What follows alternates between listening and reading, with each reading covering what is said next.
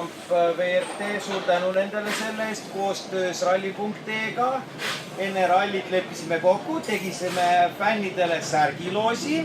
Nüüd on meil see, ma võiks öelda, et küsimus ei olnud lihtne. Vastajaid õigeid oli suht vähe. Nüüd on meil võitja ja õieti vastaja teada. Nüüd ta saab selle särgi kätte autogrammidega. Peale seda, kui ma olen natukene rääkinud ka venekeelset juttu. Eurolamp WRT, в сотрудничестве с rally.ee мы сделали маленькую игру, викторину. У нас теперь большое спасибо вам за сотрудничество.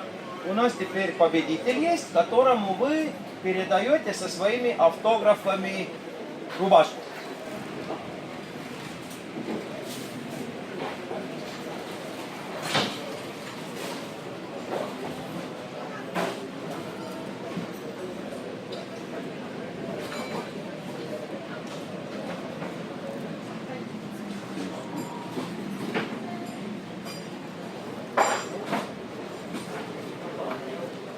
И вы передаете ему эту рубашку.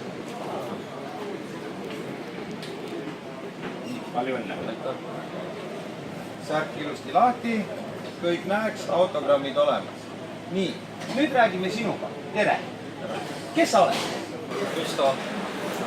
Tulen Hansla. Suht lähedalt mees. Iga aasta üritan ikka autospordi võistlusi külastada. Et see ei ole sul esimene käimine? Ei ole. Aga loosimäng on esimene?